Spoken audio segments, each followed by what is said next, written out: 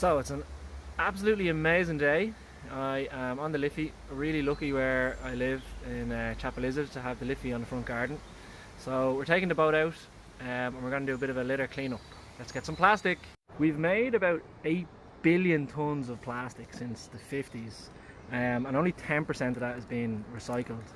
And every year about 8 million tons of plastics end up in the ocean. Stuff like this. Like, kids, keep your bouncy balls, what the hell.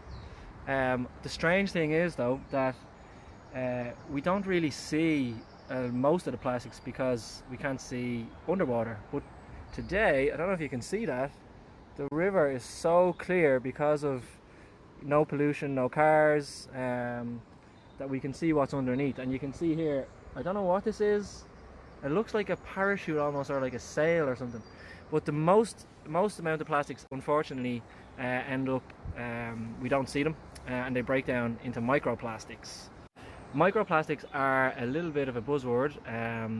So microplastics are basically plastics that are smaller than 5 millimeters, and they enter our water through loads of different ways. But one of the things that I always wondered is how we talk about microplastics not degrading for hundreds of years or thousands of years, and why is that? The reason is because they're heavier, not by weight, but actually on a molecular level. So they're really dense, which means it takes a very long time for them to break down. So if you think of like a molecular weight of a banana or something organic, it's very small, whereas plastic or synthetic materials can be tens or hundreds of times heavier on a molecular level. So it means all the atoms are really condensed and packed in together, which means it takes so much time to degrade that it can enter our food systems. So you might think like, well, microplastics enter the water, but what impact does it have on me? And this is where it gets, unfortunately, a little bit scary. So the World Wildlife Fund commissioned a study that found that we actually consume about 5 grams of microplastics a week. So 5 grams is about the weight of a credit card. So imagine taking out your credit card and eating it. It's basically what you're doing once a week through the food that you eat and the water that you drink. And it's come from stuff like this entering our waterways. Some studies have found that up to 73% of fish have microplastics in them, and that even animals or creatures in the Mariana Trench, which is the lowest, deepest part of the ocean, are eating microplastics.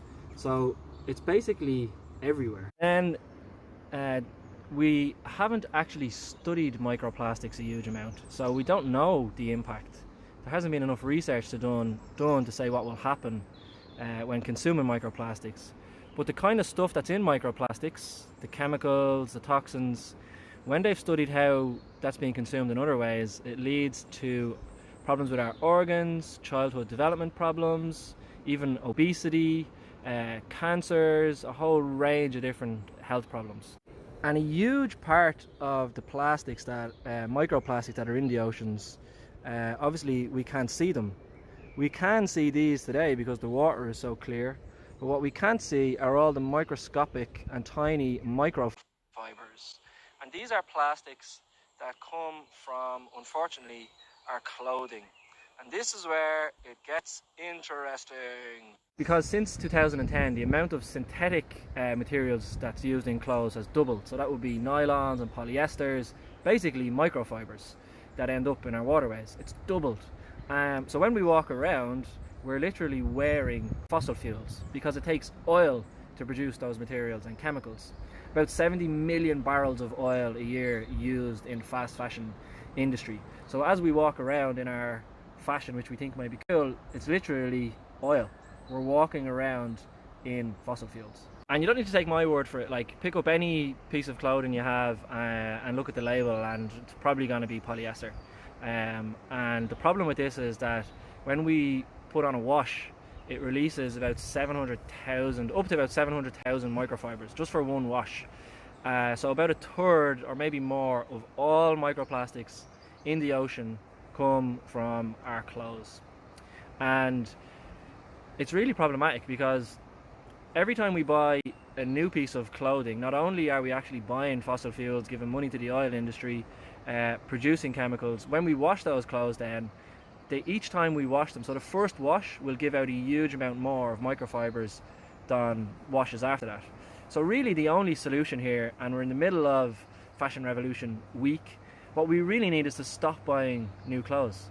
So if we really care about stopping microfibers and plastics from our oceans, protecting our health and well-being, the single best thing we can do is just not buy new clothes. And you may say, well, what about cotton or buying organic materials? Yeah, cotton is definitely good, it degrades, but cotton is one of the biggest users of pesticides and water in the world, so it takes a huge amount of pesticides and resources to produce cotton and other materials. So regardless of what way you approach it, the most sustainable and best thing we can do is just stop buying new clothes. And there are a ton of solutions out there where you can still find great used clothes, charity shops, Thriftify, and a ton of other platforms. This may sound a little bit daunting and depressing when you think that microplastics are absolutely everywhere and scientists haven't studied them, so we don't know how it's going to affect our health. But there are a lot of things we can do in terms of actions. So you can get filters for washing machines, or some of them are expensive, so you can get little microfiber catchers which you can put in the wash, and I'll share some links to them. You can also get water filters for your tap. I use one which I'll show you in a while. Scientists also recommend not heating food in plastic and not washing plastic in your dishwasher. But ultimately, I suppose what we really need is a revolution. Not only a fashion revolution, but also a revolution in how we regulate plastics. Like, it's absolutely insane that we allow washing machine manufacturers to produce washing machines the way they do. They should have to put filters on them. In the same way that we're regulated in terms of health, in terms of the things they can put in our food, in terms of the labelling, we need to move to a standard where we regulate companies and their impact in terms of microplastics and plastics in our food system. But the best thing that we can do, or one of the best things we can do, is not buy new fashion. It's Fashion Revolution week, and the message from Fashion Revolution is about transparency in the industry, about holding manufacturers to account, which is fantastic, but I think we have to really be truthful to ourselves and with everybody like myself who's a big supporter of Fashion Revolution. The truth is the only real and best solution is to stop buying new fashion and to stop producing new fashion. There's more than enough used fashion, circular models, rental models to be able to supply, you know, our demand to look cool and look good, which we all want to do. But we have to accept that if we want to do that, it's not in tune with nature, and we need a change.